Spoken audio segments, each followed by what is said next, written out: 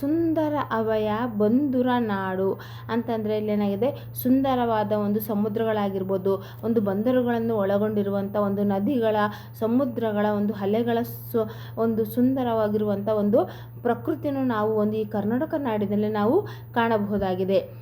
ತ್ಯಾಗದ ಭೋಗದ ವೀರರ ನಾಡು, ರಸಿಕರ ಕೃಷಿಕರ ಶ್ರಮಿಕರ ನಾಡು, ತೆಂಗಿನ ಕಂಗಿನ ಕ್ರಂಗಿನ ನಾಡು, ಸುಂದರ ಹವೆಯ ಬಂಧುರ ಬೀಡು. ಈ ರೀತಿ ಎಲ್ಲ ಒಂದು ನಮ್ಮ ಈ ಒಂದು ಕರ್ನಾಟಕದ ನಾಡಿನಲ್ಲಿ ಈ ಎಲ್ಲ ಸೌಲಭ್ಯಗಳನ್ನು ಮತ್ತು ಪ್ರಕೃತಿಯನ್ನು, ಸುಂದರವಾದ ಪ್ರಕೃತಿ ತಾಣವನ್ನು ನಾವು ಈ ಒಂದು ಕರ್ನಾಟಕದ ನಾಡಿನಲ್ಲಿ ನಾವು ನೋಡ್ಬೋದಾಗಿದೆ. ಅದೇ ರೀತಿಯಲ್ಲಿ ಹೂವಿನ ಜೇನಿನ ಹೊನ್ನಿನ ನಾಡು ಅಂತಂದರೆ, ಹೂವಿನ ಜೇನಿನ ಹೊನ್ನಿನ ನಾಡು, ಕವಿಗಳ ಕೃಷಿಗಳ ಸಂತರ ನಾಡು.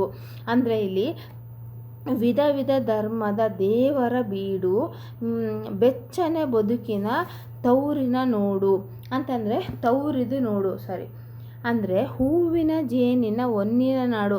ಇಲ್ಲಿ ವಿಧ ವಿಧವಂಥ ಹೂವುಗಳನ್ನು ನಾವು ನೋಡ್ಬೋದಾಗಿದೆ. ಅದೇ ರೀತಿಯಲ್ಲಿ ಜೇನಿನ ಹೊನ್ನಿನ ನಾಡು ಅಂದರೆ ಈ ಹೂವುಗಳನ್ನು ನಾವು ನಮ್ಮ ಈ ಒಂದು ಕರ್ನಾಟಕದಲ್ಲಿ ಒಂದು ಸುಂದರವಾದ ಪ್ರಕೃತಿಯಲ್ಲಿ ನಾವು ಹೂವನ್ನು ನೋಡಿ ಅಲ್ಲಿ ಜೇನು ನೊಣಗಳು ಯಾವ ರೀತಿ ಒಂದು ಮಕರಂದವನ್ನು ಹೀರಿ ಆ ಜೇನು ಕಟ್ಟಿರುವುದನ್ನು ನಾವು ಈ ಒಂದು ನಾಡಿನಲ್ಲಿ ನಾವು ನೋಡಬಹುದಾಗಿದೆ. ಕವಿಗಳ ಋಷಿಗಳ ಸಂತರ ನಾಡು. ಇಲ್ಲಿ ಕವಿಗಳಾಗಿರ್ಬೋದು, ಮತ್ತು ಆಮೇಲೆ ಋಷಿ ಮುನಿಗಳು ಆಗಿರ್ಬೋದು, ಒಂದು ಸಾಧು ಸಂತರು ವಾಸವಾಗಿರುವಂಥ ಈ ನಮ್ಮ ಕರ್ನಾಟಕ ನಾಡಿನಲ್ಲಿ ನಾವು ಕಾಣಬಹುದು. ಅದೇ ರೀತಿಯಲ್ಲಿ ವಿಧ ಧರ್ಮದ ದೇವರ ಬೀಡು ಅಂತಂದರೆ ಇದು ಎಲ್ಲ ಜಾತಿಯ ಜನರುಗಳನ್ನು ನಾವು ಕಾಣಬಹುದು. ಎಲ್ಲ ಧರ್ಮೀಯರು ವಾಸವಾಗಿರುವುದನ್ನು ನಾವು ಈ ಒಂದು ಕರ್ನಾಟಕ ನಾಡಿನಲ್ಲಿ ನಾವು ನೋಡಬಹುದಾಗಿದೆ. ಬೆಚ್ಚನೆ ಬದುಕಿನ ತೌರಿದು ನೋಡು ಅಂದರೆ ಇಲ್ಲಿ ಎಷ್ಟೇ ವಿವಿಧ ಧರ್ಮದ ಜನರು ವಾಸವಾಗುತ್ತಿದ್ದರೂ ಸಹ ಎಲ್ಲರೂ ಏಕಧರ್ಮೀಯತೆಯಲ್ಲಿ ನಾವು ಇರುವುದನ್ನು ನಾವು ನೋಡಬಹುದು. ಅಂದರೆ ಸುಖ ಸಂತೋಷದಿಂದ ಇರುವುದನ್ನು ನಾವೆಲ್ಲರೂ ಒಂದೇ ಎನ್ನುವಂಥ ಈ ಒಂದು ಕರ್ನಾಟಕದ ನಾಡಿನಲ್ಲಿ ನಾವು ಕಾಣಬಹುದಾಗಿದೆ ಮಕ್ಕಳೇ. ಹೂವಿನ ಜೇನಿನ ಹೊನ್ನಿನ ನಾಡು, ಕವಿಗಳ ಋಷಿಗಳ ಸಂತರ ನಾಡು, ವಿಧ ವಿಧ ಧರ್ಮದ ದೇವರ ಬೀಡು, ಬೆಚ್ಚನೆ ಬದುಕಿನ ತೌರಿದು ನೋಡು ಅಂತಂದರೆ ಇದು ನಮಗೆ ಒಂದು ತವರು ಮನೆಯ ಒಂದು ರೀತಿಯಲ್ಲಿ ನಾವು ಒಂದು ಕರ್ನಾಟಕದ ನಾಡನ್ನು ನಾವು ಇಲ್ಲಿ ವರ್ಣಿಸಿದ್ದಾರೆ.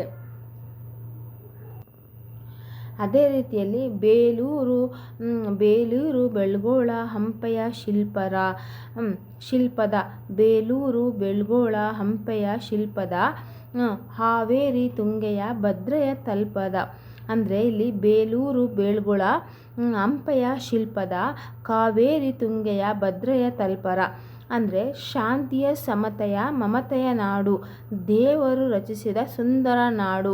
ಅಂದರೆ ಶಾಂತಿಯ ಸಮತೆಯ ಮಮತೆಯ ನಾಡು, ದೇವರು ರಚಿಸಿದ ಸುಂದರ ನಾಡು. ಬೇಲೂರು, ಹಳೆಬೀಡು, ಹಂಪೆ ಅತ್ಯಂತ ಸುಂದರವಾದ ಒಂದು ನಾಡಾಗಿರುವುದನ್ನು ನಾವು ಕಾಣುತ್ತೇವೆ. ಸುಂದರವಾದ ಒಂದು ಸ್ಥಳಗಳು, ಕೆತ್ತನೆ ಆಗಿರ್ಬೋದು, ಅವು ವರ್ಣರಂಜಿತವಾಗಿದೆ.